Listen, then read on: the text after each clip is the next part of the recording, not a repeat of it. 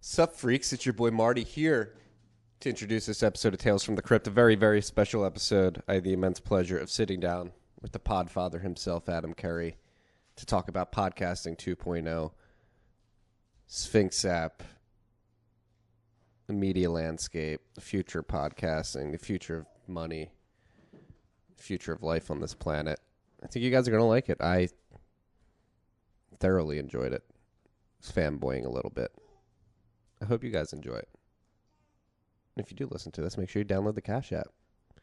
What's the Cash App, you ask? What's the Cash App, you ask? I'll tell you what the Cash App is. The Cash App is an app. It's going to allow you to stack sats, send sats, receive sats, and sell sats, if you so please. We're saying sats because you can make sats the standard within the app. We're no longer buying fractions of a Bitcoin, son. We're stacking whole sats. We're stacking millions, tens of millions, hundreds of millions of sats for you via the app. You can DCA into sats as well. Set it and forget it. You can buy daily, weekly, bi-weekly.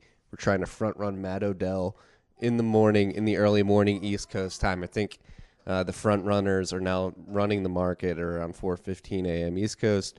We need to front-run the front-runners. We need a 3:15 a.m. daily buy to front-run that cohort who was originally front-running Matt Odell, who was originally front-running the East Coast market open. On top of that, you can stack slivers of stonks on the Cash App if you want to. If your favorite stonk's a little too expensive, you can buy as little as $1. On top of that, they have the Boost program, which allows you to go to partner merchants, initiate their boost, save a little money, get that money, stack some sats. And Cash App can be your bank account. They're offering account numbers and rounding numbers. If you want to get your paychecks direct deposited into the app, you can do so now. Son, do you have anything to say about that?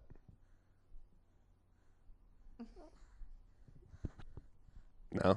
Nothing? Speechless for the first time in a while. Just a big smile. When you download the Cash App, make sure you use the code STACKINGSATS. That's STACKINGSATS. You're going to get $10. And $10 are going to go to our good friends at Owls Lacrosse. That's Owls Lacrosse.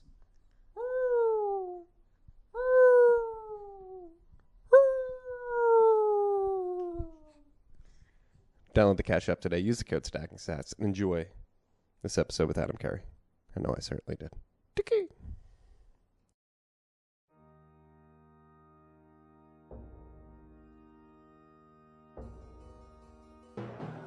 You've had a dynamic where money's become freer than free. If you talk about a Fed just gone nuts, all the central banks going nuts. So it's all acting like safe haven. I believe that in a world where central bankers are tripping over themselves to devalue their currency, Bitcoin wins. In the world of fiat currencies, Bitcoin is the victor. I mean, that's part of the bull case for Bitcoin. If you're not paying attention, you probably should be. What is up, freaks? Welcome back to Tales from the Crypt. It's your boy Marty Bet here from the Island Studio on a Monday afternoon. Extremely excited for the conversation I'm about to embark on with my guest who needs no introduction, the man who started the medium that we're speaking through now, Adam Curry. Adam, welcome to the podcast. What's up, freaks? It's pretty surreal for me. Hey, baby, I gotta say it. I'm in the club. I mean, how can I avoid it? You're the most active podcast on the Sphinx chat app right now. The tribe, the Tales from the Crypt tribe. We've been talking about it a lot in the last few weeks. And just before I hit record, we were talking about it. I think I'm extremely excited for this episode, particularly because it involves two things I'm very passionate about. Obviously, podcasting. I've been doing this for over 3 years now at this point, which is hard to believe. And then Bitcoin, something I've been dedicated to for a bit longer, sort of colliding in the Sphinx app right now, the Lightning Network, and what you're trying to do with podcasting 2.0. And it's been surreal having the tribe and then having you in it and being able to have proof that you're actually listening to the podcast, quoting and timestamping stuff. It's incredible. But all this is in the name of podcasting 2.0. So I think before we get to that, we should just learn a little bit about you. what you've been doing in the podcast industry since it began, and why you think podcasting 2.0 is so important at this juncture in time. Okay. Well, for that, let's go back 16 years ago, when I was it actually dates back 19 years. The core technology started when I'd taken my company public in 1996, and I retired from the company just before 2000, and decided to move my family back to Amsterdam. Now, I grew up in Amsterdam, even though I'm an American. And the thing about Amsterdam or the Netherlands is that they have a very, like 98% of the country had cable back in the day, because it was really central antenna system. So, like the whole block would have one antenna and they'd all use it. So every house was wired, and we got cable modems.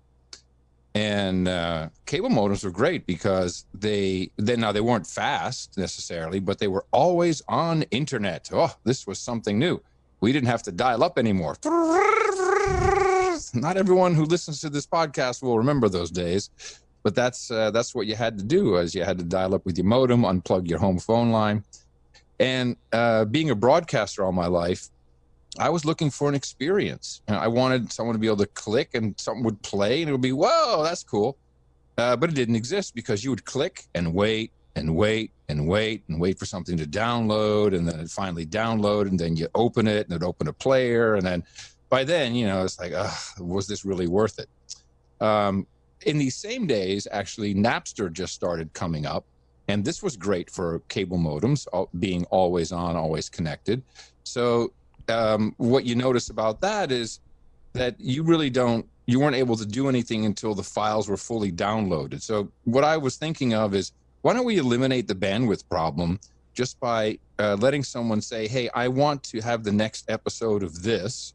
When you've downloaded it onto my computer, let me know. Therefore, I won't be waiting any more than I normally would, and the 10 minutes it takes to download it, that's just obfuscated by this process that runs in the background, which is the whole point of computers, to do stuff for you.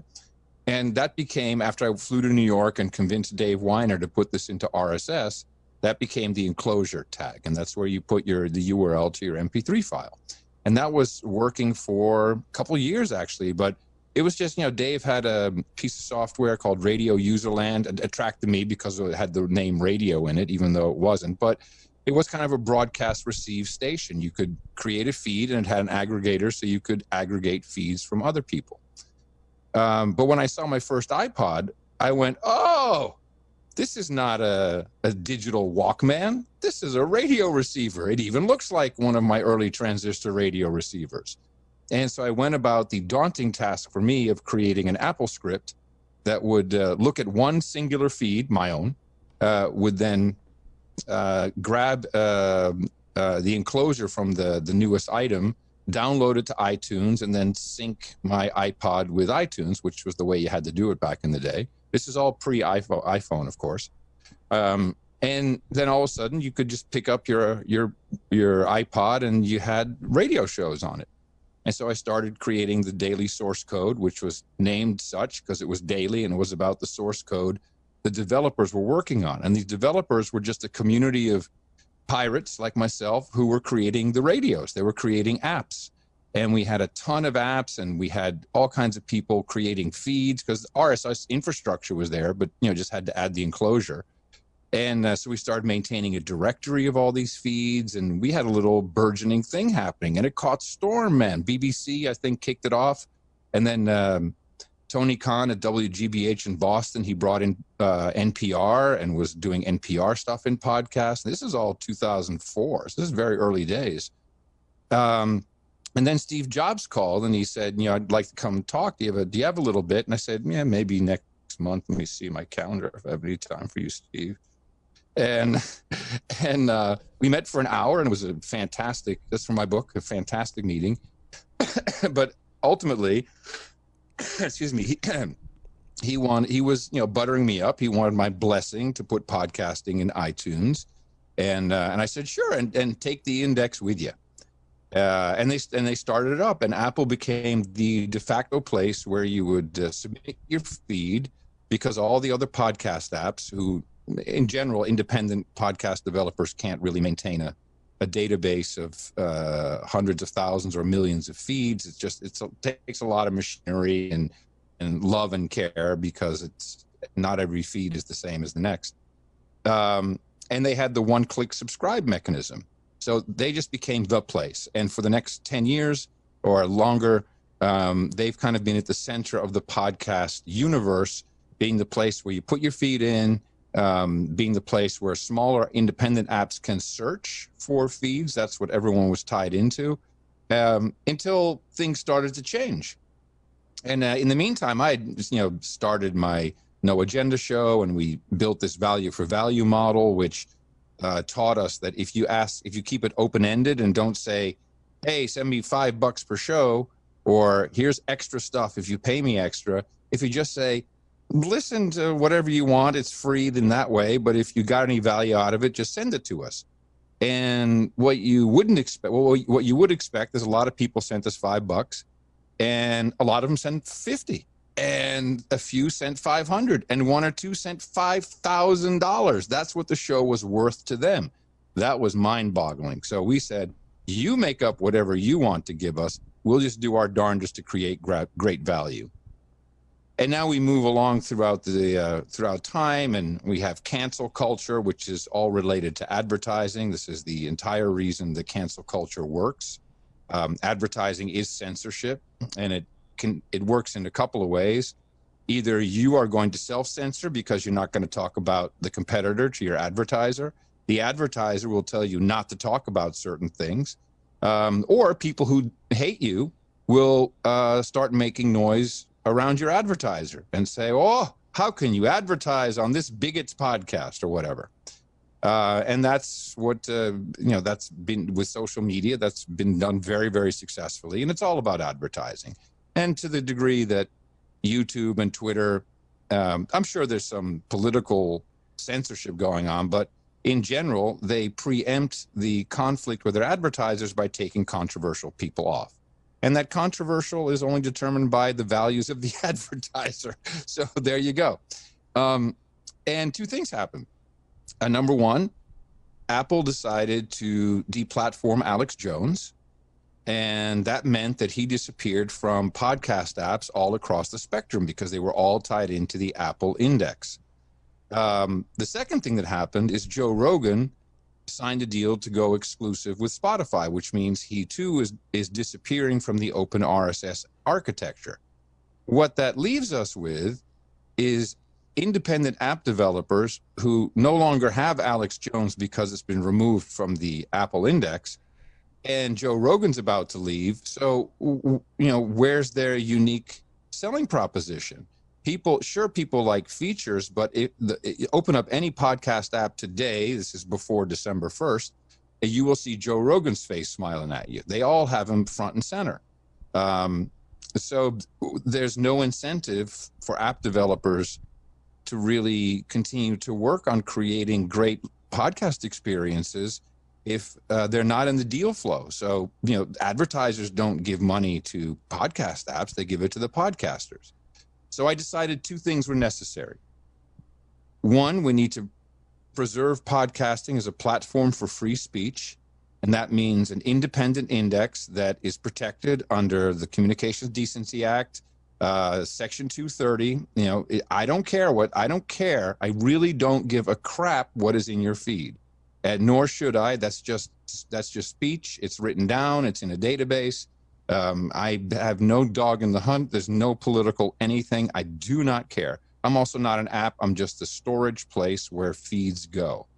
That database is copyable, replicable, backed up. Anyone can access it. We created an API so that the independent developers don't have to deal with the RSS feed architecture. We do that. The second part of the mission is to retool podcasting as a platform of value. And I had been looking at, I really got converted to Bitcoin about 6 years ago, not long after I sold 65 Bitcoin I had been holding on to for 5 years at like $900 and thought, wow, that was great. Happens. It happens. Yeah, it happens. But also I was like, hey, I can't pay my rent with this. This is the Beanie Babies of money. Get out of here. I'm not interested. And Dennis Parker is the one who is my guru and sailed with me through the tough and troubling times and kept feeding me info. And then I said, hey, ma'am, I want to expand this value for value concept. I'd like to, instead of it just being, what did you get out of a couple hours? Why not per minute you're listening, which shows you value something because you're spending your time, or at least your brain resources. You may be doing the dishes or walking the dog, but you're spending resources on it. So that's obviously valuable. And why not let people just send me per minute value back at their own discretion? So whatever that is, 1 Satoshi, 1 millisatoshi, 100 Satoshis, I don't know, whatever it is. And he said, oh, real-time payments now through Lightning. So I started looking at Lightning. And this is before we started the Index project. And, I got a Raspberry Blitz, and I'm fully noted here at home, and I'm experimenting. And so I'm figuring out key send and how all this stuff works.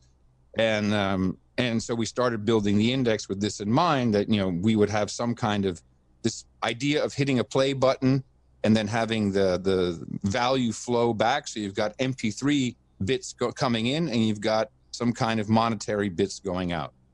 Very simple system. And you turn it from a donation into a pledge. I pledge 100 sats a minute for any show that I listen to, which is roughly $1 an hour. And I think that's probably not enough, but it's a reasonable amount to start with.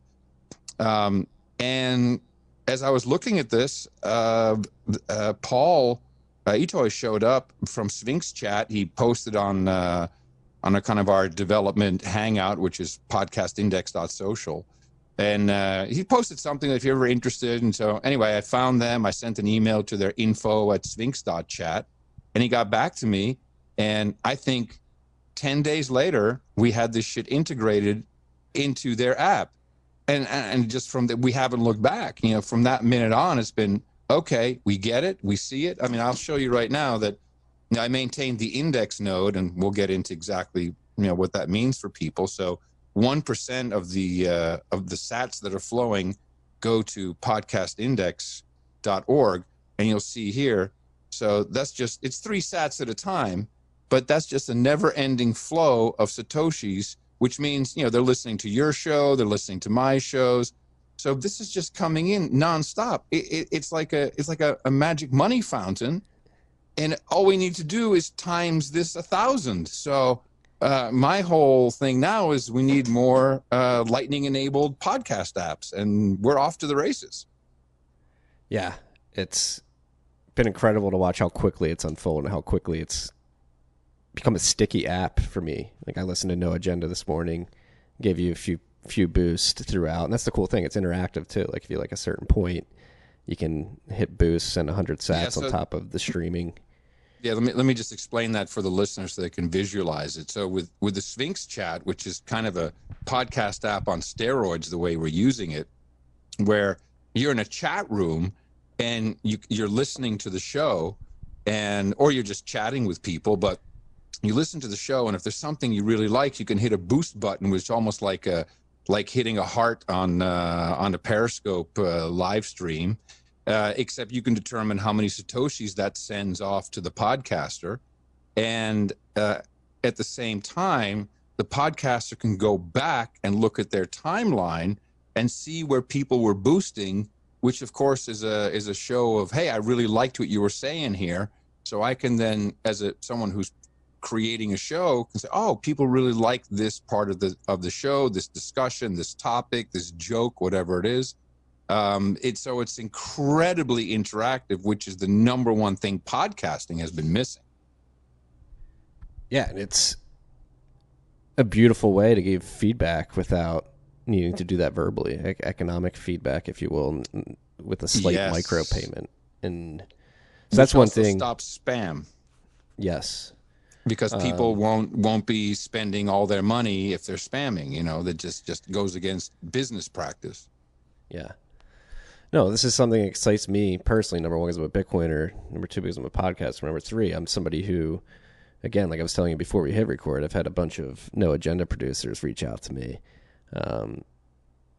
over the last couple of years explaining the value for value model. And as a podcast that is monetized via advertisements, wondering how to transition to that value for value model, like at tftc.io/contribute. We give freaks the ability to either donate or purchase shout outs, which are similar to the producer donations, except for our shout outs are a static $50. But previously trying to think of ways in which we could transition to a value for value model. It's been sort of a hard mental jump, and now it's something like Sphinx exists. It becomes more material and seems like an easier path to get to that. I don't think the two they're not mutually exclusive, Marty. I mean, you can still have ads, and I mean, where I want to get to is that it's just a logical, that people find it normal. And let me see if I can explain this.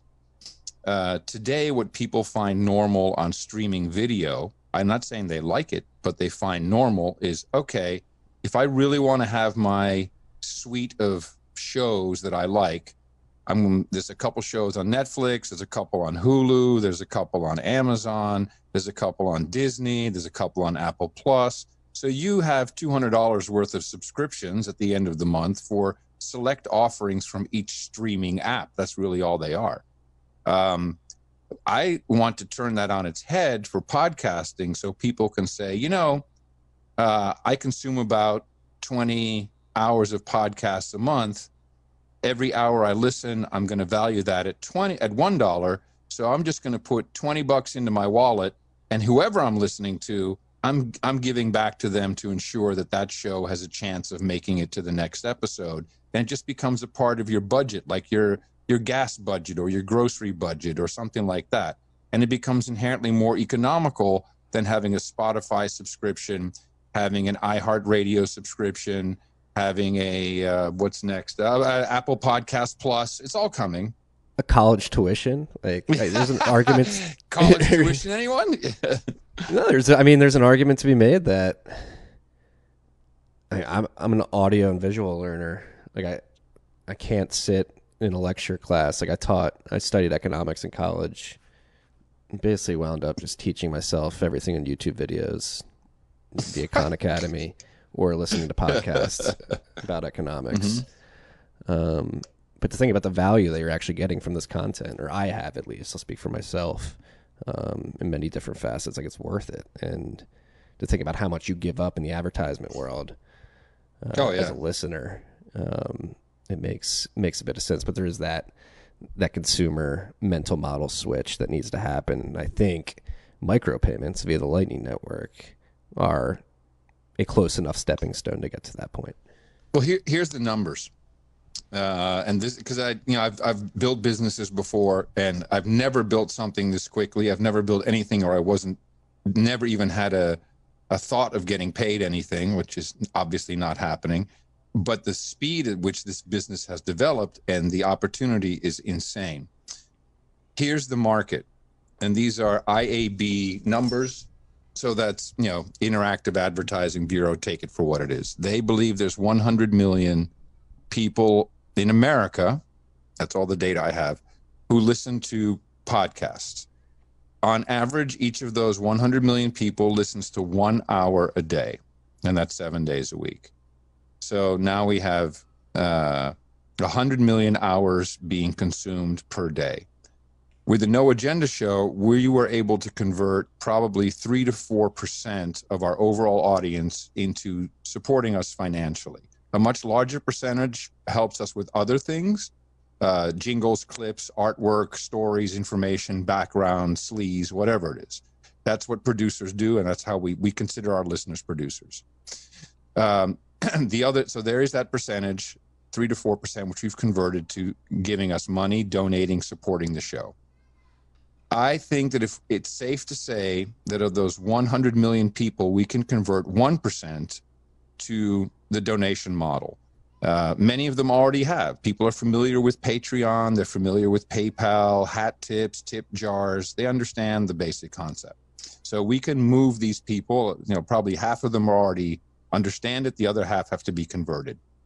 So now you're talking about 1 million hours a day. Let's go back to my value proposition, which is any podcast that you listen to for an hour should be at least worth $1. I don't think anyone can really disagree with that. I think it's shit low, but let's just say it's $1. Marty, now we have $1 million a day flowing through podcasts. Holy crap. This starts to get real. And my dream comes true here. And my dream was to support the independent software developers who are creating apps. This is the big secret sauce. I can't compete with Spotify on talent because they'll just buy the talent. That's the Joe Rogan problem. I can compete by saying, hey, it's all available, but if it's just me with an index with the Alex Jones feed and no podcast apps will take it, we lose again. So we've got to get these guys some money. This is why, and I think this is what's going to be groundbreaking about podcasting 2.0 is the built-in split. So we've enabled it so that the default is for every $1 or every 100 Satoshis or whatever you send, 98% goes to the podcaster, 1% goes to the app that you're currently listening to the show on, which clearly is love and energy has gone into that, and it's Lightning enabled, and so there's actual work that has been done to enable that for you, and you wanted that to continue. And 1% goes to podcastindex.org for keeping it all running. And this is all voluntary. You can rip those out if you don't want it. The amount you send per minute is determined by the listener, so it can be anything from 0 to infinite, I guess. The podcaster then, and this is where it gets really cool, can take that 98% and simply by specifying more nodes, more Lightning nodes in their RSS feed, which they have total control over, they can say, you know what? On this show, I've got a co-host, and we have, my mom. She, lent us $1,000 to buy gear, and we got some cool ass promoter guy who's always promoting the show. So I can, as a podcaster, I can put in my own feed, I want 40% to go to me, 40% to my co-host wallet. I want 10% to go to my mom who invested, and I want the other 10% to go to this guy who's promoting. And the flow literally goes from the listener's wallet in 5 individual payments directly from that person's wallet, so no one's in the middle, to those individual Lightning wallets. Now it gets interesting when you take that down to the episode level. So the No Agenda Show is my example. We have people who created end of show mixes. We have people who create artwork for each episode. I'd love to put their Lightning nodes into an episode. So whenever someone listens to that episode, even 10 years in the future, 5% of that money that's streaming while someone listens will go to Darren O'Neill, who created the album artwork. Now you've just decentralized the entire fucking ASCAP, BMI, the royalty system worldwide. You have just broken and completely deconstructed it down to its core element. I enjoyed something. Everybody who worked on it should get a piece of that as they've predetermined. It's pretty mind-blowing when you break it down that way. When you start to think about digital money, I can't sleep sometimes. I got to get up and smoke a joint. It's like, man, I got to get back to sleep. A joint and some whiskey. Holy crap, this is a good idea I got. No, it drives you up the wall in how many possibilities there are. Well, it's beautiful in many ways, too, because actually, from a development aspect, and Bitcoiners hate when you use the word community because there is no community. It's just people accessing an apolitical protocol. But you can't deny there's a community of Bitcoin enthusiasts. Well, that's like saying there's an LGBTQ community and a black and brown community. I always say to my to Mo, I say, hey, Mo, where do all the black and brown people live? Is that one zip code? Is that just someplace I can go visit? Is it just a huge community with drums? It's fucking stupid. And we all know it. Yes. But like the vibe around the protocol seems very similar to what you described in the early days of podcasting. Exactly the same. Yep. Really? Can you dive into some of the parallels or?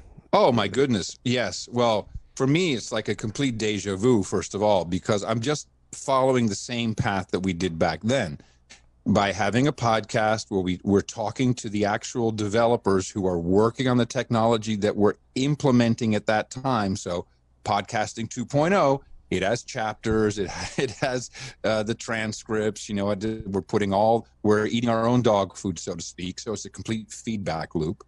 But the openness, there's something about, a part of it is the free open software movement, I'd say. And it's not just a movement, it's like a tectonic plate that just shifts slowly over time and puts stuff into place where it should be naturally, I guess. And the first one was really with Paul from Sphinx Chat. You know, we were just talking. He's like, "Oh, fuck, we'll do this and we'll give you the code for that." And, you know, and then Dave and I are like, "Oh, we got all this code over here. You guys take that." And we're all doing this to create something that we're not even sure what it is. It's like the ultimate collaborative art project. And I take software development, it's a science, but it's an art. I mean, you can get to places in software in so many different ways that it's an art. I mean, look at the variety of apps and functionality that are coming out of this project. So it's when people are creating art together and they're doing it for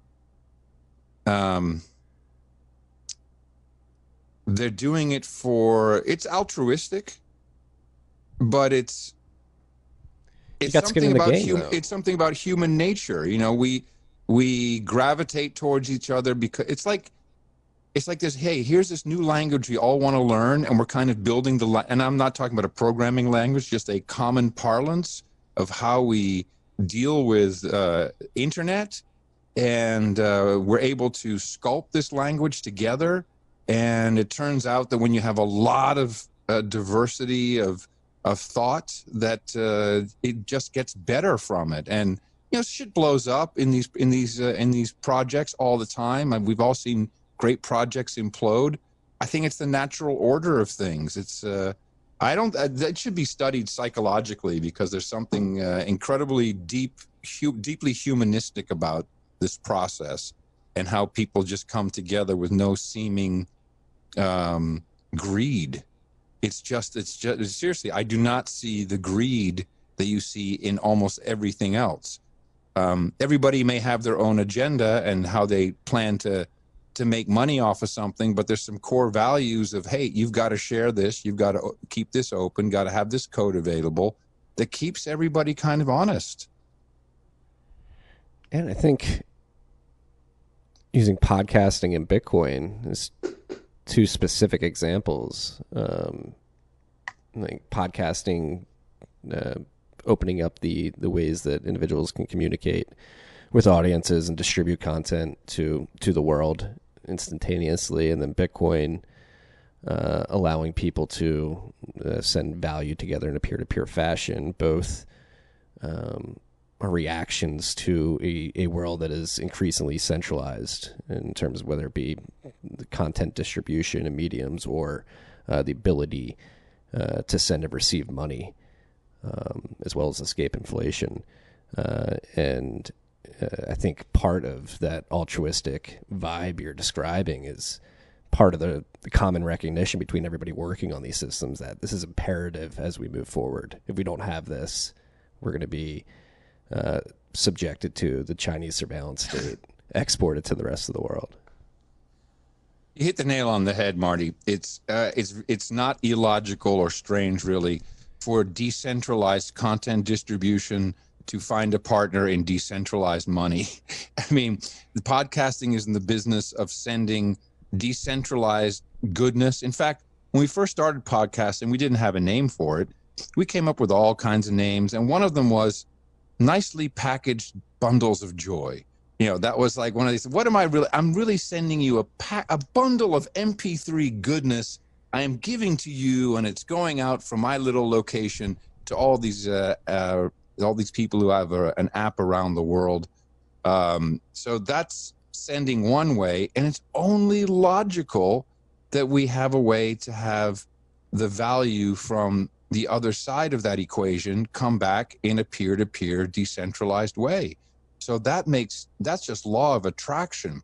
people don't realize how decentralized podcasting is. I mean, to this day, very smart people will say to me, hey, did you not upload to Apple yet? I'm like, well, that's not exactly how it works, but I'm not going to bore you with that. Let's see what we can figure out what's going on. But that's how people think metaphorically, that I have to upload my podcast to 5 different places so that it's available everywhere. So they really don't understand how decentralized it is, which I guess is kind of good, because people don't have to worry about it and they know it just all kind of works. But you get into weird habits, that's why it's not easy to convert someone away from the podcast app they love. It's better to bootstrap some stuff onto that. And, they've got their subscriptions in there and all that.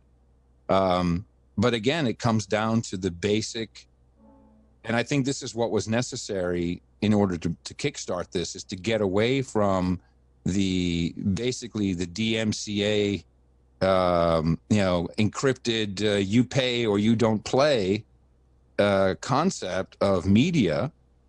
In other words, some mechanism doesn't allow your player to actually play this stream of MP3 bits and bytes until you have unlocked the secret code through a payment. We might get there one day, and that may be a business model, but I think my own experience shows that if you just let people determine that and have the market drive those prices, what they want to pay, which largely will be nothing.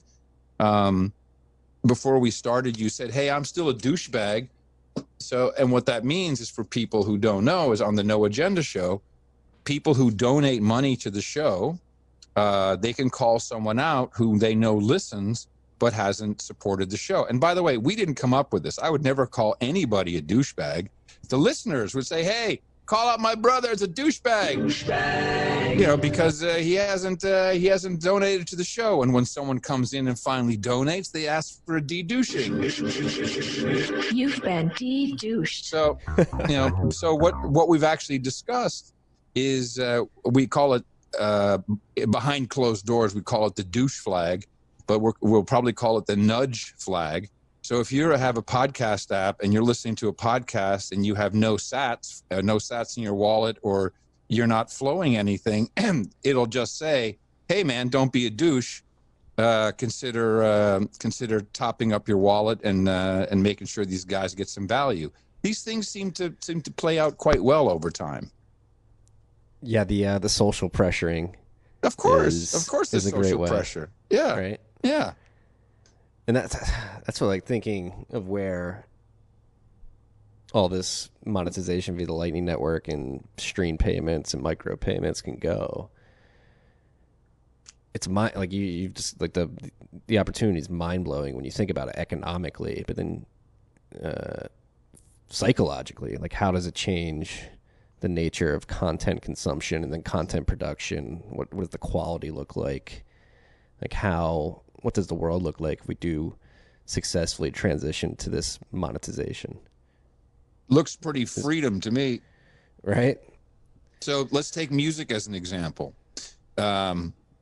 Music licensing is a quagmire. A lot of it is statutorily, at least in the United States, arranged. How much is required, no more, no less, to pay for streaming, versus, you have performing rights, you have broadcast rights, you have sync rights, you have publishing rights. All of this can be obfuscated or just eliminated.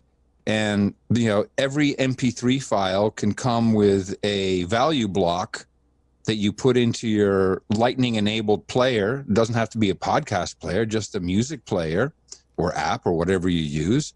And encoded into that will be all of the artists who played on that song, the writer, the composer, the manager, the producer, put whatever we need in there, and the percentages.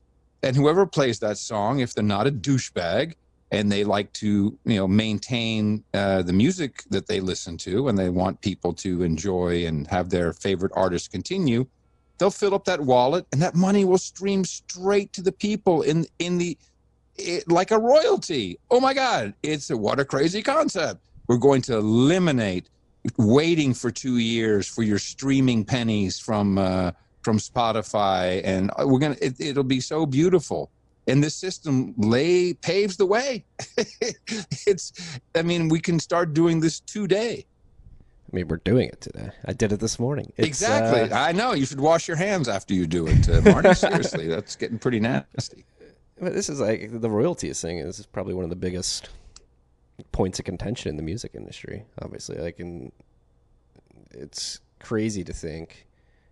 I mean, you have many artists, Taylor Swift being one of them right now, most famously, is very enraged due to the fact that Scooter Braun owns her discography and is able to sell all the rights to that and make all the profits. It's pretty insane. But she sold those rights. She sold her publishing rights. I'm sorry, you got screwed by the system. Get in line, sister. That's how the system works. So, you don't like it. Well, you can change. You can step outside. I'll take Taylor Swift. I'll Bitcoinify her. No problem. And that'll work out great. I wish we could. We're getting close. The technology is almost there. So I guess that's a good question to ask you at this particular point. Like, what do you think of the Lightning Network? As somebody who's been a Bitcoin enthusiast, one of the coolest Bitcoin things you've done in my mind is receive the private keys via ham radio wave. Was that from Rodolfo or Samuel Patterson? Yes, we did. We did a little Bitcoin transaction via ham radio. I've been a ham radio operator for about 8 years, I guess. And there's a lot of digital work that goes on there.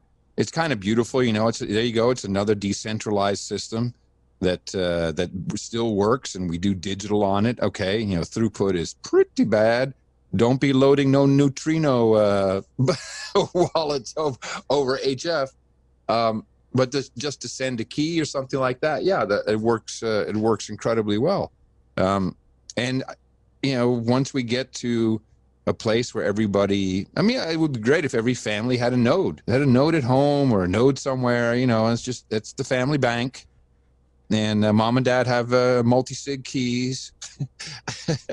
And even for trust fund babies, add another multi-sig so you can have a little side wallet there that is just for the trust fund baby. All of the lawyers and the bankers and the shysters and everybody in between can kind of be eliminated. They can learn to code. There you go. Don't tweet tell that the out. bus driver to learn to code. You learn to code. You'll get banned from Twitter if you tweet that. Be careful. I know. But so obviously you pay close attention to the protocol development and the technical side of Bitcoin. Like, what are your thoughts on Lightning at this stage? Lightning Network is something that in the Bitcoin world, a lot of people don't have as much faith in the Lightning Network as others like myself. Just from a usability standpoint, what's your perspective on it? Are you happy with where it is right now? Exactly that. I'm a user, so yes, I'm on the development side, but I'm on the implementation side, and I see something working. I of course I see all the bumps and the warts and stuff. Of course, is like, where did my sats go? They're getting stored for a for the channel settlement and all this stuff. Okay. So once you kind of understand those things, the only thing I have no idea about is scale. I think that we're probably responsible at this point maybe for, half of the traffic on the Lightning Network, just through the pure number of transactions we're creating, because every minute there's multiple transactions going to multiple addresses, and that's 24 hours a day. I know because I see the index 1% coming in. So it's 24/7. So what happens when you do that times 1,000? What happens when 1,000 people fire up TFTC at the same time and are sending you sats? What happens to the HTLCs? I don't know. We're going to find out. So scalability, I have no idea. I don't know all of the technical issues that people do or don't like Lightning for. But the elimination of the invoice in general turns it into much more of a Venmo type situation, which there's, a whole world is already understanding of I have some identifier for you. You're in my contact list. I can send you money and not think about it.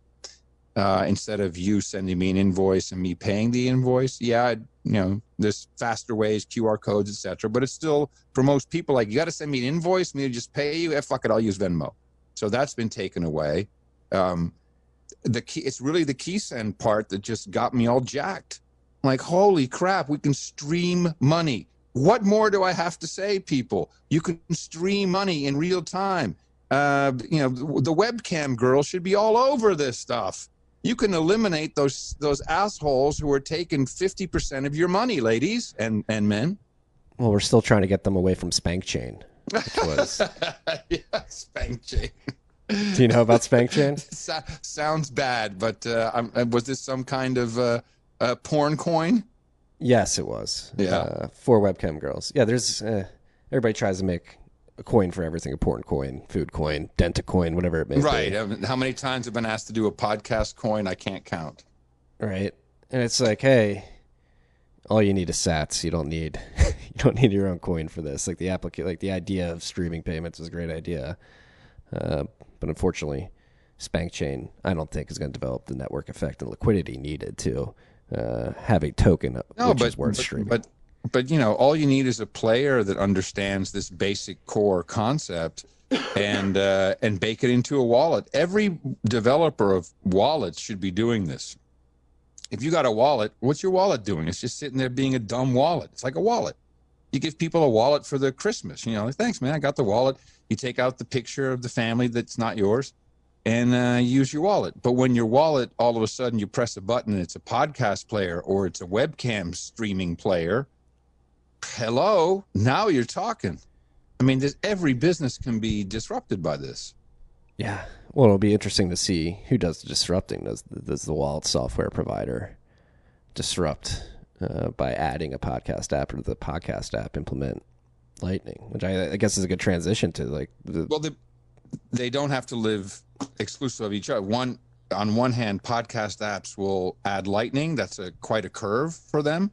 On the other hand, Lightning apps, and Breeze is actually, I've been talking to Roy over at Breeze for a while. They have key send outbound enabled on their app, which is all you need for podcasting. You don't need incoming. I've been working on helping them implement podcasting into the Breeze wallet. Now, that may be in the wallet. It may be a standalone app using the Breeze technology. That's up to them. But it goes. And personally, I think that if you're a wallet guy and you're looking to create a kick-ass podcast implementation, go to podcastindex.social, talk to these guys, and I don't think there's any gals, but talk to these guys and say, hey, well, why don't we work together? And, we'll split the percentage or whatever you want to do. I mean, all of this is now possible.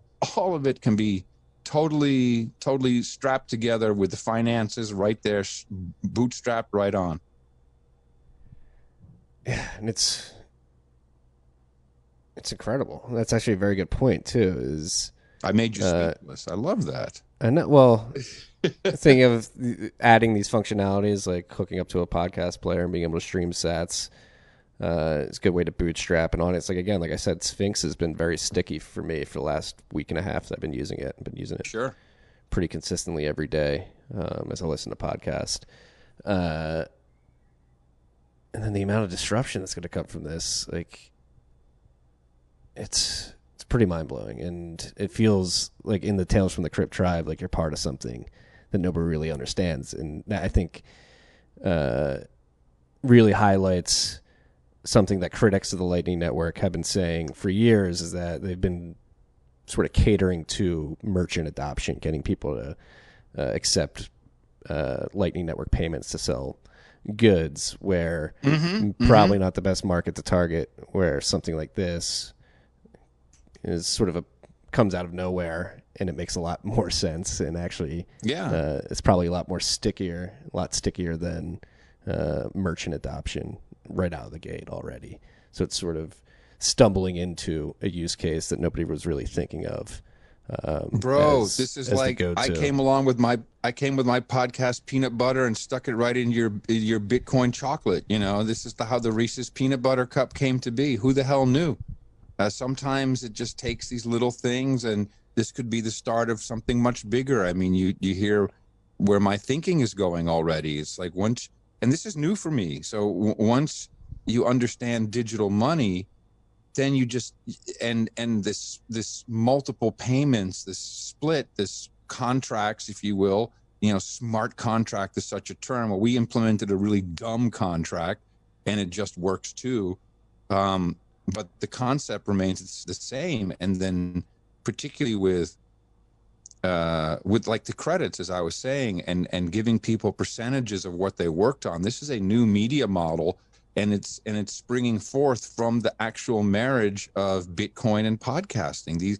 We were meant for each other. It's like twin flame, baby. This is soulmates. We should have figured this out a long time ago before we got married to other people. Right. Well, that's the interesting thing. Like that made me think of Satoshi's quote about WikiLeaks when Julian Assange first reached out, or somebody asked about reaching out to Julian about getting WikiLeaks to accept Bitcoin payments in the early days. Satoshi thought it was too early, didn't want to quote unquote kick the hornet's nest. And that's what's like inspired a thought in my mind, like maybe it's just a timing thing, and the timing's finally right for the marriage to play out, right? Yeah, because sure. Lightning's had to get built out, and it's crazy the similarities. So like speaking, you mentioned earlier podcasting, people asking like, oh, when are you going to upload it to Apple, not understanding like how the back end infrastructure of RSS feeds works. That's the point Bitcoin's waiting to get to still, even with the Lightning Network and things like that. You still have to be a pretty technically versed person to interact with the protocol in a secure and somewhat private fashion. Yes. So it's Bitcoin trying to get to that point where people don't even realize what's happening in the back end. Yeah, exactly. And they'll have all kinds of different ideas, just like, this example of podcasting. You don't upload it to Apple? No, I don't upload it to Apple. So so they won't really understand how it works, but taking the simple metaphors, which is again why I like KeySend, of here's a person, I have their payment info, which is an address, and I can send someone money right away. That at least brings Bitcoin on par with Cash App and Venmo. And all the other reasons will start to come. I think there's a huge window of opportunity right now for this marriage between podcasting and Lightning, because someone big is going to come in and do it. Why wouldn't Cash App do it? I know the answer why, because they have all kinds of legalities to go through, because they're taking fiat currency and turning it into Bitcoin. So there's all kinds of issues there. But for the time being, people in this native world, I mean, I love the Lightning Network that much more, having learned about Lightning pools. Like, oh, wait a minute, I can take my money and, so I have some money in my node here. I'm living the dream. I'm living large. Like, this thing is loaded. This is nice, but I can make interest on my money without giving up my money just for having it around and not needing to spend it. Well, that's cool. So these internal markets become very appealing for sticking your money into Lightning somewhere. Yeah, then you get really heady with it and talk about like a podcast tribe on Sphinx pooling funds together and getting one of the tribe members to try to run a productive liquidity pool book, actually like make money by being a part of a tribe and listening to a certain podcast. Sure. And having stakes themselves. And so let me just go back to your transition, which I don't think is necessary. What if an advertiser came along and said, well, I want to give these 10 podcasts $1,000 each for talking about my podcast. And the way we're going to do it is I'm going to make a pool of money available, and you can add that to your value block. And so anyone who listens to those 10 shows will help get them an extra $10 a minute or whatever. I mean, all of this can be can be put into play. I mean, there's so many ways. It's not exclusive of advertising. Advertisers paying people to listen. Yeah. And really paying the podcaster to listen. So there's a lot of, I mean, yeah, see, that stare, that's like the 1,000-yard stare that you get if you've been in service long enough. Now, that's the stare. We have one in Bitcoin, too. I've seen it. They go off like, oh, look, where am I looking at somewhere in the distance? I'm imagining something. Yeah, that's the Bitcoin stare. Yeah. Yeah, it's... I can see Marty, by the way, just so you know. This, we are on the Zoom chat. We're video chatting. And it's crazy to think, right? Like in another model that Ryan and I were talking about, if you're an upstart podcast trying to incentivize people to listen, there's a lot of problem gaining an audience, just people not listening. You may be putting out good content, but nobody's seeing it. Being able to incentivize listenership by saying, hey, I'm going to give out 10,000 sats to the first 1,500 people that listen to minute mark 54. Or like that. Or, get 10 people who listen to your show, who are promoters, who are social media promoters, whatever, and say, hey, for the next 3 episodes, go out and do it. You each get 5% of whatever comes streaming in. And they just plug in their node ID and their percentage, and they're part of the system. Yeah. They help you build it. It's a beautiful future we're envisioning right now. And it's very here, big man. It's here. It's here. It's a big affront to the entrenched incumbents that are very profitable, very rich, very powerful. I mean, the media, we've seen it this year, particularly whether it be COVID or election season, has been able to sway hearts and minds at a grand scale pretty easily, convincing everybody in the lockdowns, I think. Well, here's my thinking on that. Thank you for bringing this up. So after every national or international tragedy, there's a period of fantastic innovation and artistic endeavors that comes out of it. In fact, podcasting itself, the core technology, was developed not long after 9/11. And a lot of people were not flying and worried and concerned and were thinking about stuff. The bubonic plague, we had the Renaissance. We had all kinds of great thinking comes out of great tragedies, manufactured or not. Isaac Newton was the great exactly, bubonic plague, right? Exactly. Yeah. So the two things we lost for sure in the Rona period is our media. And I think that universally everybody, even if you have been mind controlled and believe everything that Herr Fauci says, and you're listening to this right now with your gloves on and your mask on and your goggles on under the sheets in your hermetically sealed chamber, you know that no one agreed on the same thing and that someone somewhere is full of crap, and it can't just be Fox News. So people have lost their trust in media, and that's universal across the board. I am convinced of that. But certainly a large portion of people are saying, hey, man, the media sucks. I think almost everyone agrees the media is bullcrap. The other thing we lost is cash. And boy, we gave it up. We saw those TikTok videos of the money being disinfected in Shanghai. Oh, my God, dirty money, don't touch it. I'll use my Venmo, I'll use my credit card. So we gave that up voluntarily. And that's the big one. That's why we see the great reset coming from the globalists. That's why we hear about the central bank digital coins. That's where we hear about Fed now, because they know, and this is who we're really up against, they know that when you control the money, you control everything. You control the votes, you control the laws, you control the people. I've had my bank account frozen.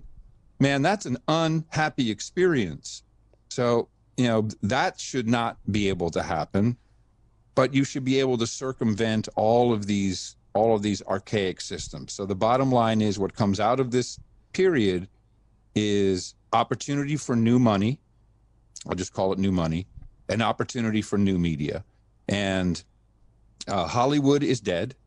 There's no more productions. They can't produce. They have not been able to produce anything. The streaming guys are low on content. There's never been more podcasts created. Alternative media. There's alternative social media, alternative to the quote unquote mainstream. This is a massive shift. And what we may wind up with in America, we may wind up with the party of Twitter and the party of Parler. And then we'll have this other group, this bunch of weirdos with guys like Adam and Marty, who are the party of Lightning and Mastodon and podcasting. And let us, I mean, podcasting's been around for 15 years, and 15 years it'll still be here. Bitcoin is not going to go away in 20 years, 10 years from now, it's still going to be here. So we are building something that adheres only to our own mathematical agreements. And hopefully, I think Wyoming is already doing this. There will be states and countries who will become incredibly Bitcoin friendly. And they will help understand how these new models work. And so that I can treat my streaming sats as income and not as some investment, you know, like I'm holding an asset, you know. So these things will change. There's also smart crazy fuckers like us going into government. You know, we'll find them. They'll find us. We Shout will. out Cynthia Lummis. Right. Exactly. Well, I teeter back and forth from like crazy optimist to crazy pessimist, thinking the dystopian future is imminent, considering the powers that be that want to make it so, whether it be people at Davos, the World Economic Forum with the Great Reset, China, the Chinese Communist Party specifically, trying to export their communist model to the rest of the world. The big tech companies, the intelligence agencies, central banks, all have this entrenched incentive to keep that system afloat and operating as it has up to this point. It's going to be a big fight, I think. Well, it's the Great Reset versus the Great Awakening. That's the cusp we're on right now. Yeah. And it could get a huge, if it works, and I think we have a fourth act from this president. He seems like the entertainment kind of guy. I don't think he's going to go out with the, you know, we had the, is he going to die from the Rona? Oh, no, our hero makes it. Okay. So that's where that moment where everyone's like, oh, my God, is the movie over? No. So he's got a fourth act coming, and it is my understanding and belief that there is a real effort to try and expose it all. And it all will go back to China. We'll go back to an entirely corrupt system of elites, really, and non-governmental organizations and all the stuff we know about. If that happens, it will be a very big job to tell the 60-70% of the world who are all in and believe this magical MSNBC world that that's their lying eyes, and, you know, they've deceived them. If that doesn't happen, I think it will happen regardless of whether President Trump is reelected or not. The genie is out of the bottle. Sidney Powell is a military lawyer. She's not part of the Trump civil lawsuit. Yeah, what's going on there? I saw the Trump campaign distanced themselves this morning. What can we believe here? Well, if you read the statement from the campaign versus the press, okay, the statement says, here are the people on the president's legal team, Giuliani, Jen, what's her name, and a couple others. Sidney Powell is apart from this team. That is a legal requirement because she is a military lawyer, and as long as she stays separate from the civil lawsuits the Trump team is filing, the campaign, I would say, the Trump for re-election campaign, then she can actually do military tribunals and try people for treason. This is why she can't be involved in the civil side. So the media spins this as sources familiar with the president's thinking, which is my favorite phrase of all, because someone apparently knows what the president's thinking. Sources familiar with the president, I don't think the president knows what he's thinking. Sources familiar with the president's thinking say Sidney Powell was too crazy even for him. Well, first of all, no, Sidney Powell's not too crazy for Trump, that's for sure. Second of all, they just made that up because that has nothing to do with why she has been legally shown to be separate from the campaign. So anyway, I believe that that information will come out. And quite honestly, it would be very good for everybody, certainly in the United States, because we lead the world in this, because we have one thing that the rest of the world doesn't have, and we're all packing heat. So, you know, and that, there's a reason for that. There's a reason for the Second Amendment is to protect the First Amendment, in my book.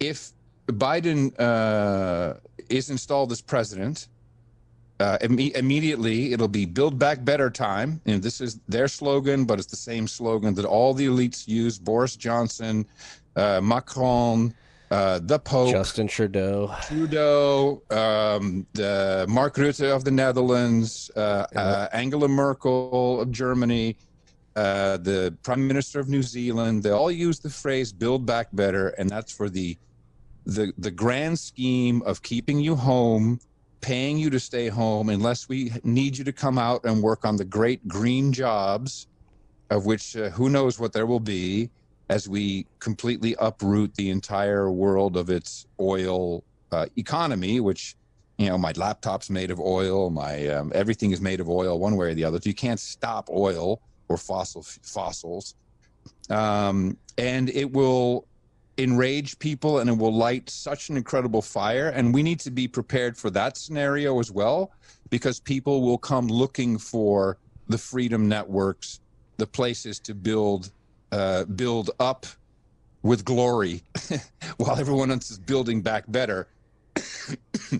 That would be a truly great reset, because people will wake up one day and say, what just happened here? Because that's going to come swift, and it's going to be relentless. They've already said the dark winter is coming. All of this shit, man. They are so ready to pounce that it's not funny. So that will be good for us too. That would be a harsh way. I mean, I'd love for Daddy Trump to fix it all and hang the bad man up, and whoa, good work, Daddy Trump. But we're probably going to have to do more work to change the outcome for the next generation. I'm 56, so I'm doing this for my kids. I'm doing it for your kids. You know, this is for the next go around. You know, and at the same time, what a great time to be alive and be a podcaster. Right. born at this weird inflection point with open communication and money. And it's the Great Reset stuff is like so insane. They're not shy, man. They're not bashful. No, not at all. You're not going to own anything. You're going to love it. You're going to be happy. You know, the Amazon drone will deliver. Have you ever read Snow Crash by Neil Stephenson?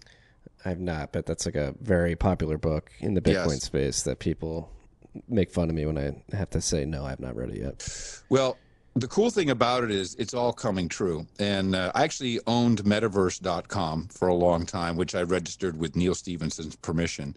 Because that's the virtual world inside, you know, in this book. Everything plays out on the metaverse, which is kind of a virtual reality. Put the headset on, you jack in, and, you know, but you can actually get high off of viruses that are in there, and it's a very dangerous place, and it's really the underground. But what's interesting is that the streets are pretty much deserted. The only people on the streets are people who have these cool hoverboard scooters, which we now have. They don't hover, but they're scooters, and delivery guys.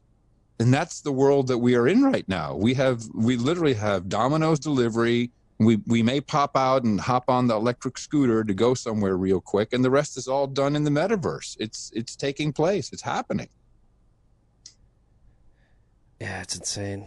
I mean, do we want that world though? Should we be out in the world? I have a 9-month-old son. I look at him crawling around.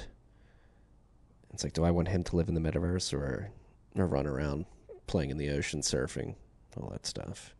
Well, we know the answer, of course. Yeah. You know, you want your kid to have free will and explore all of these opportunities before the child decides what their path is. You know, it's like another thing that really got ripped away from us, probably the most important, is education. Boy, it turns out this education system, that's a piece of crap. And it's not even the teachers, okay, they are what they are. I have respect for teachers, but the system is not letting them be teachers. The system is giving them shit to teach. parents are now seeing that on the Zoom call. What are you learning? What is going on here? The whole Zoom thing doesn't work at all. Kids are not at all engaged. There's really no schooling. And so this is falling apart. I think there's going to be a record number of homeschoolers and people setting up their own schooling opportunities for their own community. All that's being taken back, all of it. Yeah, that's incredible that that's happening, because it is astonishing how terrible our public schooling system is, considering the amount of dollars spent per student. The movement to for school choice. Corey DeAngelis from the Reason Foundation was on this podcast earlier this summer. He's really pushing school choice, especially during lockdowns. Like, if you're going to lock down the schools, don't make the citizens pay school taxes, or if they do, give that money back so they can spend it how they see fit on their child's education. That's imperative. Like, things like the Common Core, like that's what, like, I have cousins who have had to do Common Core by stuff. The same people who brought you the coronavirus. It's Bill Gates. It's the same damn people. Right? Why are they intentionally trying to make us stupider? Like, why are you going to transition a whole country to Common Core so parents can't help out with homework? Like, it doesn't make any sense. Well, you said it. Right. An uninformed population is a compliant population. Yeah. Today's children, sadly, a large portion, maybe majority, are over-socialized and under-informed. They just don't know. They're headline readers, brother. They don't know shit. And they're all on amphetamines. Oh, yeah. And, of course, we have drugs for all the children, whatever you need. I mean, this is we followed this so closely. It's sickening. It's sickening how sad these children are all.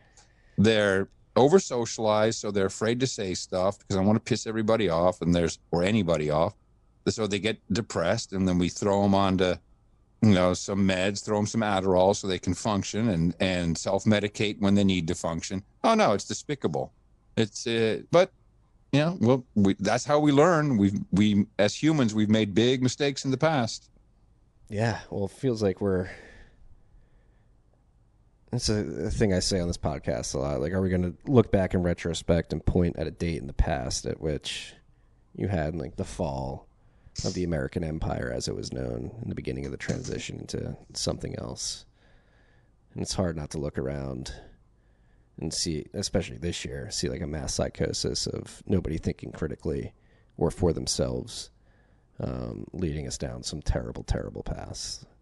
Potentially another lockdown here, which is just, it's mind-blowing seeing how people, like some of the people I notice, willingly like welcoming it, be like, we just got to do it, vaccine's coming, like it'll happen. It's insane. Well, clearly it's not everybody, Marty. That's the good news. It's true. There's enough of us, and I think that's many more than we may know. And it's how all things change. It starts somewhere with some people, and I mean, look at the. I like the tribe metaphor a lot, because I think we are media tribes. So our two media tribes are now intersecting, and what that means is that you'll see no agenda people talking to TFTC people. They're going to find each other. They're going to share other podcast ideas with each other. And then that tribe will come in, and we have this patchwork of ideas and thoughts and theories. Call them what you want. Tinfoil hat. But we're allowed to have theories and think about stuff and strategize about the world. And that, so, okay, Joe Rogan may not be the same on this with the same openness of conversation, but man, he reaches a lot of people. A lot of really great ideas come out on that show when he's just talking to somebody. Through that, we got a huge influx of Roganites, and they're spreading out, and now Roganites will come over to you, and with that we build a base, and this base is a base of knowledge and understanding, and it's codified in forever media. Really, I mean, there's so many copies of the No Agenda show. I mean, it'll be around somewhere forever. Same with the TFTC. I mean, these things will be referenced. We have show notes, we have articles, we have blog posts, we have Twitter timelines. The information is there. So we're leaving breadcrumbs everywhere. People can pick up on it. Okay, so the mainstream media use a CIA-induced term, which is conspiracy theorists. So once we all get past that and understand that, where the true conspiracy is, or just call it what it is, if you think President Trump is, a Russian spy, well, that's a conspiracy theory, and it's fine to have it, and you didn't prove it, so now fuck off. Now we have some other ideas. And so I'm not too worried about that. There's always going to be people who are just compliant, but all previous examples did not include the internet. And that's what broke the elite messaging system and we're all rogue, and that's another part of deplatforming. But you can't. To me, Twitter, Facebook, Silicon Valley, Google, the dollar, just bugs in our system, brother. The internet routes right around it. We just route through a different node, go a different peer. It'll take us 20 milliseconds longer, but we'll get to where we need to be. Okay, now I'm feeling more optimistic. And success once again. Well, that you just compare the two products, right? When you talk about long form podcasts versus the mainstream media model of delivering information, like No Agenda specifically is an incredible example of actually diving into topics, data's bits from the news and dissecting it and actually trying to get to a first principles understanding of what's happening from all angles, which is just not provided by the traditional media landscape. And actually, from the most recent No Agenda, when John was talking about his worry about Gen Z listening to podcasts, I think you were right that it's like an acquired taste later in life. Like I didn't start listening to podcasts so I was like 19 or 20, pretty consistently. And I think it's once you have access to the format that podcasting provides and you can actually get better information, you just naturally want that. Like you look at the mainstream media and you're like, how can anybody watch this anymore? Right. So I think it's a better product too, which should lead to more optimism. Is the long-winded or the short-winded answer? Well, yeah, and I always say, if you listen to a podcast, I think in general, people at the end of the podcast feel better. They feel happier, or they feel more satisfied, or more curious, or whatever it is. Mainstream media in general has figured out that it's easier to keep people angry and sad and mad to keep them engaged than it is because it's an easy emotion to trigger. It's much easier to trigger someone's anger than it is to trigger someone's love. Because people, there's stigma and embarrassment about showing affection or any of this stuff. So that's their model. And with more media channels, they've segmentized. And so, everyone it's like Jack Dorsey. He said something really smart. I was listening to the Senate committee, the hearing, him and Zuckerberg. And this was about censorship and deplatforming and Section 230, which they're clearly violating, which I need, by the way, because the podcast index is protected by Section 230, which means I'm not responsible for all the shit people put in their feeds. I'm just hosting feeds. Now, Zuckerberg is obviously some Chinese, android that is, running on a clear program. And he just, whatever that guy is, he's not human. Dorsey, would a lot of people have hatred toward. I respect him a lot, and not for the least, of course, is for Lightning Labs and his investment in the infrastructure and moving this forward. But secondarily, he said, and I don't think a lot of people caught it. He said, "Well, I think the way to go in the future," he says, "for Twitter is I'd like to have a menu and people can choose from different algorithms." Now, I think this is a very good idea. I would like to choose and say, today I want my anger algorithm and just piss me off so I can yell and shout. Or today I want my happy algorithm. Show me only happy puppies. Because that's what social media is. It's a drug. It's triggering your receptors and your dopamine. And this has all been clinically proven. This is no hocus pocus. So, they hold back likes and shit when you're about to leave, and then they throw them at you to keep you sticking there. So, these things are changing, because they have to, because Dorsey will lose out. People will just go somewhere else. They're all going to leave. They will abandon the platforms. They will abandon the mainstream news. These shifts, I'm old enough to have seen it. MySpace would never go away, by the way. Just, MySpace was the shit. That was it. Tom Freston, who used to run MTV Networks, got fired at Viacom for not buying MySpace. I mean, need I say more? Holy shit. AOL, America Online, was a revolution. I mean, this was great. You had a graphical user interface. It was a safe place to explore online. When you logged in, the first thing you heard was, "You've got mail." All of this groovy stuff. And then people started hearing about this internet, and they were talking to America Online and saying, "Hey, we want this internet. Can you hook us up to this internet thing? And we want what is this thing called, a browser?" And AOL reluctantly, after a while, said, "Okay, people, well, if you really want that scary internet, it's very dangerous on this side of the wall because, they've got stuff like porn out there. Then here's a little browser." Man, they opened that porthole, and 2 years later, AOL was a dial-up company. They had no business in the content business because people want it. They want the scary alternative. Why do people go on crazy journeys? Why do they climb mountaintops? Why do they base jump? Why do they do dangerous drugs? People love it. So we're the danger side. So we always have the upside. And I don't think we're stoppable. I just don't think we're stoppable. They haven't stopped Bitcoin. They're trying to buy podcasting. So fuck that, Spotify. Seriously, fuck that. Right. Not afraid of you. I don't think they'll be successful. I don't think so either, honestly. I mean, they have not been profitable with their music business, so I'm not sure how they're going to do it with podcasting. Well, I think from a creator standpoint,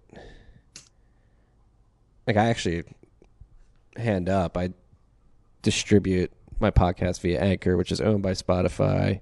Mm-hmm. And I actually know people on the Anchor team, just from the nature of the gentleman who helped me start this podcast, work for Anchor a little bit, particularly on the ads side too, because I actually worked at ad sales for podcasting at Barstool Sports for a little bit. Oh, really? Oh, okay. So I know that the ad sales side another of the rebel though, another rebel. It's like Barstool Sports is rebellious, man. Oh, very, very. Dave Portnoy is one of the most interesting characters I've ever had the pleasure of meeting, and a great example of work ethic and just grinding towards a personal goal that actually wound up changing the world in the content medium there. But knowing the ad side from that experience of selling ads there, it's lucrative. And so you can throw a lot of money at these creators, but Spotify, we did some user research. They asked me if I would ever think about just promoting exclusively on Spotify. And I was looking at the stats that they provide on Anchor, only 5% of my listeners listening via Spotify. So just as a creator, I wouldn't want to constrict myself to 5% of my audience right now. Well, this is what Spotify is learning, and we can see that in their actions. I believe that the person who listens to Spotify music on the app is not necessarily the same person that listens to podcasts. A lot of people fill up their drive time or their making the bed time or walking the dog time by listening to music. And a lot of people, 100 million in the United States, listen to podcasts. The two are not necessarily the same person. And yes, you can buy several million people by forcing them to use the Spotify app to listen to Joe Rogan.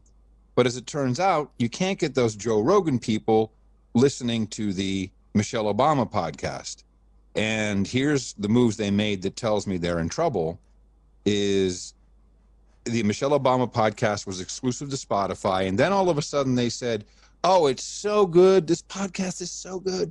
We're going to let any app play the Michelle Obama podcast because it's so good. It needs to get out everywhere.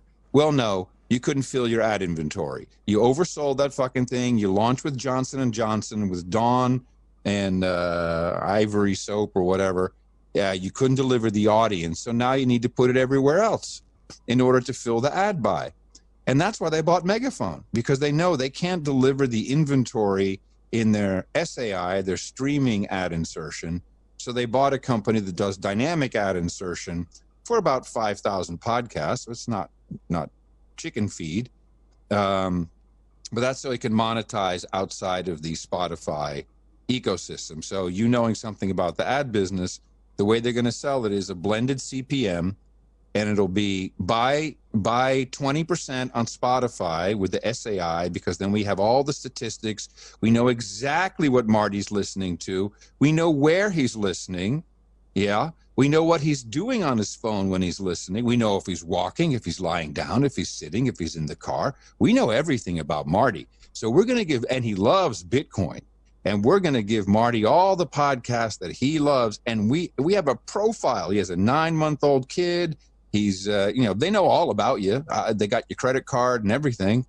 And so that's a great buy. And then they'll say, now just average that out and take the 80% in the dynamic world where we have less, it's called tracking, but they call it, what is the word? Attribution. Thank you. We don't have enough attribution. Yeah, I mean, you can't track people the way you'd like to outside of Spotify. And that's how they're going to sell it. Yeah. And that's the crazy thing about podcast ads and the success of those ad campaigns. It really is dependent on the particular podcast. Like, the download stats to me are all bullshit. It's all about engagement post publish.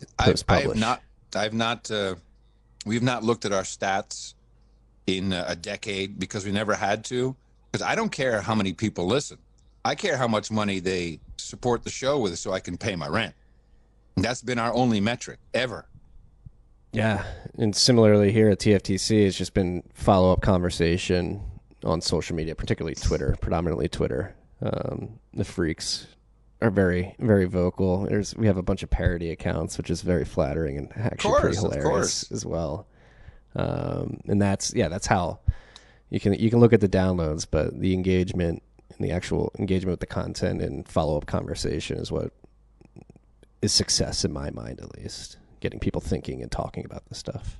Yeah, that's really what I like about the Sphinx chat environment, is that, it created this engaged interactivity within the podcast listening group, or tribe as they describe it. It gave that immediately, something that we don't really have in podcasting.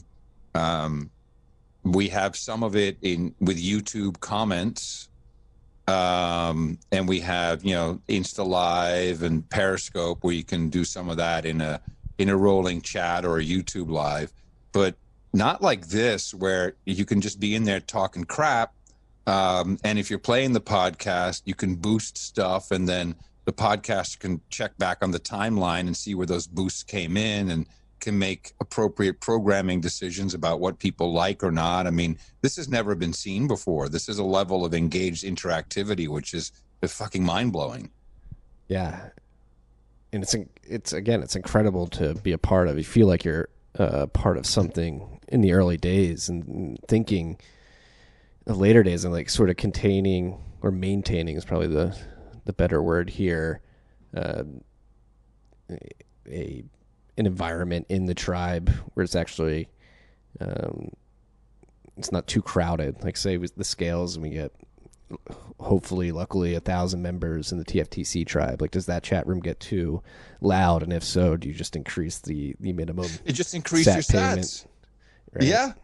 No, this is a to wonderful incentivize better conversation, right? Well, it's the only way to control spam. Yeah. It's the only way to control it, and not even control, but it's the only way. So first you have the spam portion, and just for people who don't know, when you post a message in a Sphinx chat, there's two payments. One is for the actual message, which is typically one Satoshi, and you stake an amount, which I think the default is 50 or something. And if you're kicked out of the group or leave or, whatever else for bad behavior after a set amount of time, an hour, I think it is, you can set whatever you want, then you forfeit all those 50 sat payments that you made. But if you hang around and you don't leave the tribe, I mean, you can exit, but not unsubscribe, I guess. You get your Satoshis back after an hour. So it really is a great mechanism to not have people spamming because it would be too costly. At the same time, you can use those higher amounts. And I actually caught myself, it was, who is the podcaster? What's her name? Hold on a second. Anita Posh. Anita Posh, thank you. So who has also invited me on her show. I have not scheduled that yet. But so Anita had like a 10,000 Satoshi join fee. Now that's $1. And I have dollars, but I'm looking at it, I'm like, I caught myself thinking, is it really worth this? Should I? And of course I did it, but I'm like, should I? That's 10,000 Satoshi. That's $1. Should I really go into this? Am I going to spend my time wisely? This exercise, I mean, I'll blow $10 for nothing, without even looking. But once the value proposition was presented so blatantly to me, and not free, so free is expensive, because the free world gave us tracking and deplatformability and getting kicked off and services turned off, and anything that's free turns out as damn expensive. So if you just want to pay for something straight up honest, and you really have to think about it, man, it fucks with your head. And it's not about it's you make choices differently. Well, you lower your time preference, right? And time preference, exactly right. That's exactly it. You have a collective societal lowering of the time preference. I think you're going to see quality reverberate throughout everything we touch, whether it be podcasting. Architecture is one I like to think about. Building less crappy buildings, because you're thinking about the opportunity cost of just continuing to build this plastic crap. It's great. Like, so are you built in on like the sound monetary aspects of Bitcoin? Sorry, I know you're pretty bought in on the sound monetary aspects. You're a fellow from the way I understand it, yes, of course. I mean, it's basically the reverse of everything that's being done and has been done in the fiat world for centuries. Or decades for sure. So I understand it. I see the proof because I saw it go from 0 to 20,000. I've read the white paper, obviously, so I understand the philosophy behind it. And again, the proof is just there for me that it's a great place to fuck around with your money, because there's mathematically the likelihood it will become worth more over time. So you can just safely do stuff. Yeah. Bitcoin respects your time more than the US dollar. Yes. And now it has a slow time. It's slow, but it's been 3 years since we peaked at 20,000, and look, lo and behold, it's back. Yeah, but touching back to like you're building this podcasting and supporting the Lightning Network for your children and grandchildren. I like to think I'm doing that as well for my son and his future children, potential brothers and sisters. And that's like how I think we need to put into context how bad we fucked things up, both from a monetary perspective, like giving up all these powers. I don't know if we fucked it up. We inherited a lot, obviously. Yeah, it's pretty fucked up though. Well, my whole family is military and intelligence. I'm kind of the black sheep of the family. And there's sufficient CIA in my family. And like old CIA, not today's CIA, but the old jump out of airplanes and save the world CIA. And they've made some really fucking stupid decisions. But I know that they did it from a place of patriotism and thinking that it was good. And I would say the same in general for most of our leaders probably thought that this would be right. And, even the Federal Reserve makes decisions that they think will be right. But they don't know. I mean, this is the big thing. It's like, no, you've never really been right. It doesn't, the system doesn't really function that way. And interestingly enough, if you go back in time and go back 250 years or so, you see that in general, the U.S. Constitution seems to kind of gel with human beings and human nature and human life in general, where you start from you can walk out on the street right now, and sadly, you can ask 10 people, and none of those 10 people will understand the Bill of Rights. Because they all think that you're given some First Amendment right and some Second Amendment right, so you were given the right to free speech. But most of these people have not read or have forgotten they read the Constitution, and the Bill of Rights is actually the opposite. The Bill of Rights says the people have all these rights. They are inherent, God-given. That's what it says. God-given rights.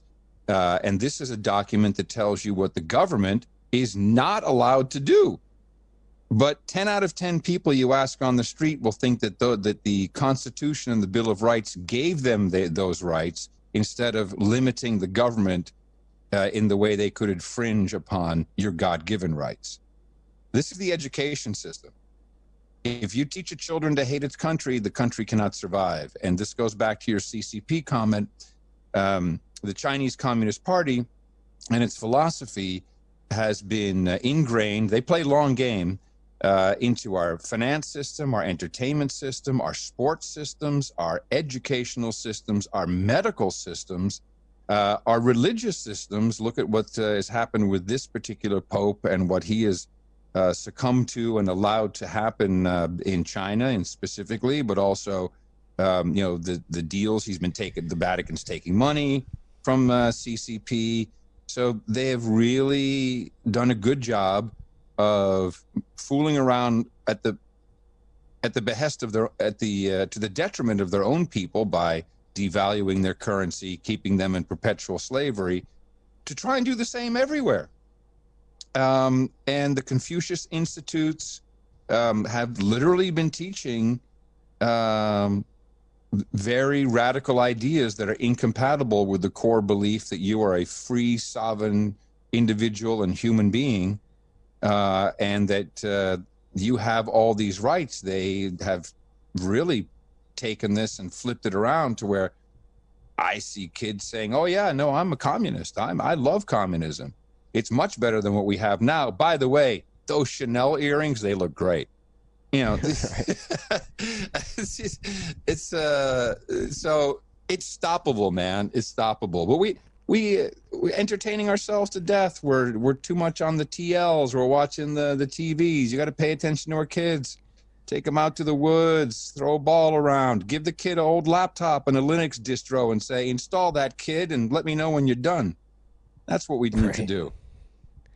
It's insane. It's crazy how entrenched it's all been. I mean, it's a point where the Harvard professor from earlier this year got arrested by the FBI for taking grant money from the Wuhan virology center that was working on the virus that became COVID-19.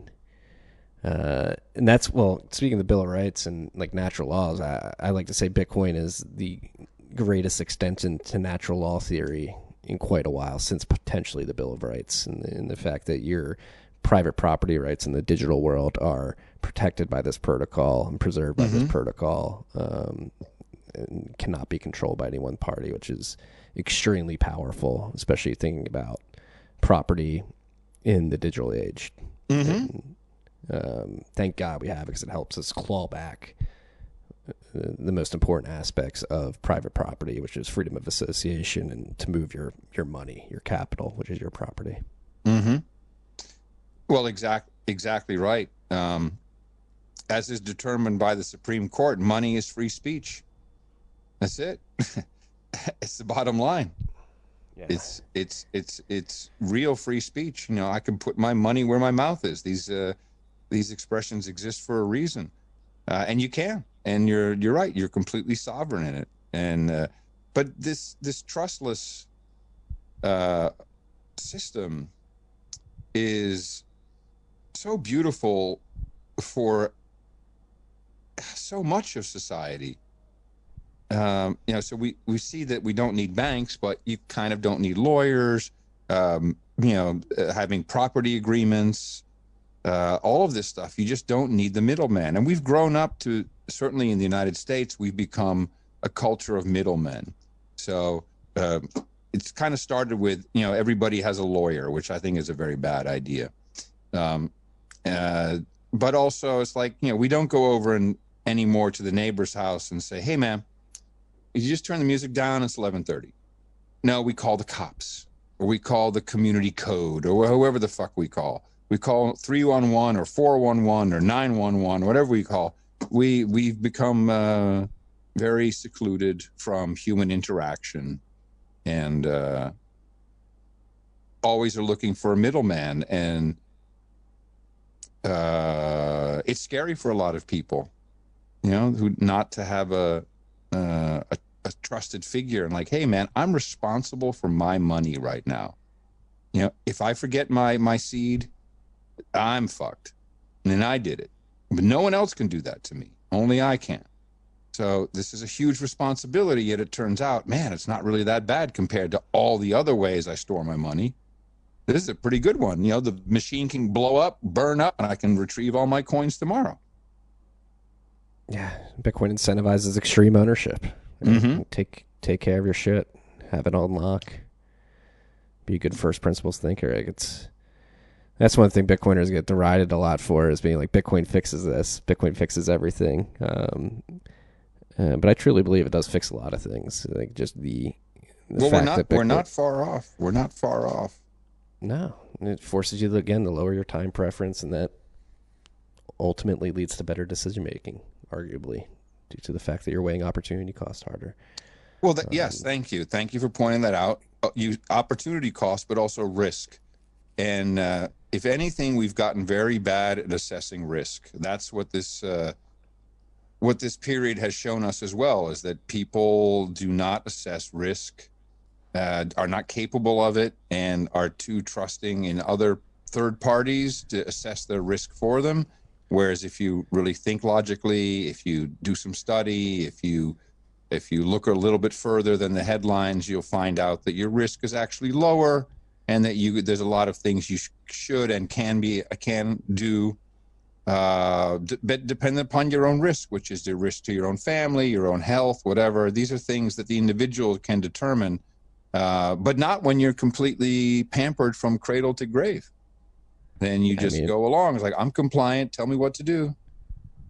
Yeah, and this is ingrained in our system. Like the central bank completely removes risk from the banking sector. Hey, go make a bunch of terrible loans that eventually go bad. We'll bail you out. Yep. Misallocate all that capital. Nothing's going to happen to you. We'll come. If you're the airlines and you guys have to shut down, and you didn't save a cash balance, don't worry. We'll print money, give it to you. And that sort of mindset of, hey, here's a bailout. Risk doesn't exist. We can print it out of existence. Yeah. It starts to permeate throughout culture and society. Oh, it's better now. Now they have immunized money. This is a beautiful trick. This is your modern monetary theory. It's like, and in a way, the Trump tax cut proved that, you can print as much as you want. It doesn't make any difference. Shit's at 0%. It's what it's going to be. Only way to go is negative. Enter the CBDCs, and we'll just devalue your money right in front of your eyes. You won't see it because it'll be, 12 digits behind the decimal point, but we're devaluing it slowly. We're taking it away bit by bit. It'll melt away. And here's your airdrop CBDC. You have 2 hours to spend it. You can only spend it on high fructose corn syrup. There you go. Or at these approved vendors. Right? It's coming. Yeah. It's coming, freaks. Well, that's what UBI is going to be all about. That's why, they had in the original Heroes Act, they had the digital dollar stuck in there, man. You've got Bernie and AOC shilling for the Banking for All Act right now, which is what this is about. This is about the Fed now and the Treasury coin, which is, of course, all part of the QFS, the off-world financial blockchain, which is based on XRP, and Ripple will become a trillion company overnight. We've all heard this. Unlikely, but they totally want to do something. Oh, they're going to. They need to. They need to compete, right? Or Yep. at least on optics. Yep. CBDCs at the end of the day really don't compete with Bitcoin. They can't provide the same utility that Bitcoin provides. There's definitely No, of course not. Of course not. But we all understand why they're doing it. I mean, if I were president, and that is a possibility, obviously, anybody can become president, any age, any background. I would turn the Treasury into a mining operation immediately. Start mining right away. And you know what? Let's try and hook up some of those solar cells to make it work. Oh, that doesn't work? All right, bring in a generator. Bring in some nuclear power. Damn it. Let's fire that shit up and let's get mining. Well, that's what outside of this podcast, I work for a company called Great American Mining. Mm-hmm. And we use our energy source to run our generators. We use gas, natural gas would otherwise be flared or vented on oil fields. Oh, so you got free gas, basically. Very cheap gas, very cheap power production. I visited the guys here in between Houston and Austin. There's a place that is it's in the desert basically, and it's a divide where we have a huge grid in Texas. So this is where the eastern grid and the western grid kind of come together, and so it's this huge transformer hub. And these guys have 60,000 Bitmain machines running, and they're on a 750 megawatt pipe, as big as my head. It's unbelievable. I mean, the mining that is going on is just, it's incredible. And I think that really helped me, this is not too long ago, understand that Bitcoin really is about energy. I mean, and that's very tangible. And there's, that Max Kaiser is much more maximalist at that than I am to see that big picture. But when I hear him talk about it, I'm like, yeah. He said, you know, to him, he's already there. He's like, Bitcoin is love. I'm like, I think I understand what you're saying, Max. But yeah, I'll get there. But yeah, I think he's right. You know, this is a real human effort that's taking place. Yeah, and this was predicted actually. So Henry Ford, of all people, in December of 1921, wrote an op-ed in the New York Tribune, basically making the case that we should move from a gold standard to a currency standard backed by kilowatt energy expended. Really? Kilowatt hours of energy expended. Yes, I'll show you the clip. I'll show you a PDF of the Tribune article after we finish this up. But so this is something, and then after him, Buckminster Fuller, in the 70s or 80s, said something very similar. Like, if you want world peace, if you want to end all wars, you have to move from a currency backed by a sovereign nation to a currency backed by energy. And that's Bitcoin allows that to happen now. Like, these ideas have been around for over a century now at this point, yet there's been no technology that could successfully implement them due to the fact that you can't coordinate time. And geographically, the latency of the information traveling is too much to solve that problem without Bitcoin's proof of work to prove mathematically that something happened. Mm-hmm. That something happened. Right. And so it's pretty crazy. We're getting to that currency. Oh, we're there. Energy. Yeah, we're there, obviously. I mean, I saw them ramp up or shut down power based upon the pricing. It's like, okay. Yeah, mining's not enough margins. Shut down 10,000 machines. Well, it's interesting, though, because that's actually one of the biggest things that people throw at Bitcoin as something, as a reason why it should be shut down, is its energy consumption. And so that's one thing we've really been trying to get in front of at Great American Mining specifically, is that narrative that Bitcoin is boiling the oceans. It's like, well, actually, if you look at the type of energy that's being consumed, it would otherwise be wasted, stranded, or literally set on fire and sent into the atmosphere. So you might as well. Yeah, I like it because it demands nuclear energy. It demands it. It's gonna incentivize us to get to type 1 civilization. And backyard reactors are a thing now. Now you can power a neighborhood with a single reactor.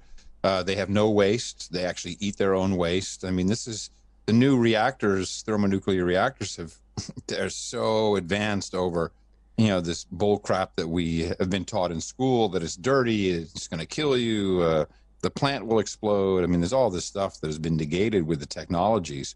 So we just need to get there. It's just people have, different reasons for wanting to keep fossil fuels and different reasons for wanting to go with so-called renewables. But none of them have to do with the sound economics of the world, really. We need fucking power, baby. We are power hungry. So nuclear is, in my mind, still the best technology for it. The cleanest, the easiest to do. It's expensive to build. But man, your power to weight ratio, or whatever that's called, is pretty good once you get it up and running. Yeah, the power density is pretty insane. And if a successful nuclear implementation is able to drive Bitcoin mining profit margins higher, then yes, it will happen, because Bitcoin sucks in everything around it. Yeah, I think we have to get there at a certain point. It's just the complexity will be there, and we'll just need more machines, more power. It'll have to happen. I kind of like that. The demand will either kill us, or we'll get our we'll get our house in order. We'll create Dyson spheres. We'll go put them around other stars. There you go. When you collectively lower society's time preference, you're able to do great things like this. I think it happens. I think we'll get to nuclear. I think it starts in the oil and gas industry. Literally, the profit that can be made with that gas by consuming it to mine Bitcoin instead of just flaring it is orders of magnitude higher, and it's undeniable. So we're pretty convinced that the oil and gas industry is going to start plugging in Bitcoin mining infrastructure. Once that's built out, like, the order of operations is, all right, we've got this figured out. Now let's go to nuclear. Then you start looking at space. Yeah, I concur. Absolutely. Well, it is surreal to be on the front lines with you, considering how ingrained you are at the Lightning Network now with Podcasting 2.0. And again, I want to really stress that Lightning Network, I don't want to say it was a solution looking for a problem, but it was looking for like a perfect product market fit. And I think this podcasting application off the bat to industries or technologies, if you will, with really robust open source communities and passionate communities with a very freedom focused mentality is just a match made in heaven. And I think I'm really excited for what's going to come forth from all this. Me too, man. And I am happy to be in the frontline trenches with you and with all the freaks and anyone else who wants to join in. We're a very fun loving crowd. And I am just delighted to be in a place where I'm meeting all these cool people with very open minds and different perspectives, but a lot of ideas, a shitload of knowledge. I'm just getting up to speed on everything. I can see a lot of people who've been around a couple blocks on tests, and I see the enthusiasm for this. And without a doubt, you are pushing this very hard, and it's highly appreciated, as is the work of all the developers, because that's really, for me, I feel like I'm a kid in the candy store. I get to dream, and then a whole bunch of guys and girls sits down and makes it work. And, so that's Paul, and that's Evan, and that's, but it's also Roy over at Breeze and his team who are working on it. And it's Martin and David and CSB and all these people who are developing stuff over at Podcast Index. It's James Cridland who's writing for Pod News. I mean, it's just so many beautiful people who are making this happen. And we all have our own little battles that we're fighting. But yes, we are in the trench together. And I see us move up a trench every couple of days. And like, holy crap, here we are. And again, I'm looking at my log and I just see streaming Satoshis every day of every minute of every hour. And I know that the machine is there. We've done it. We have created the machine. Now we need more apps.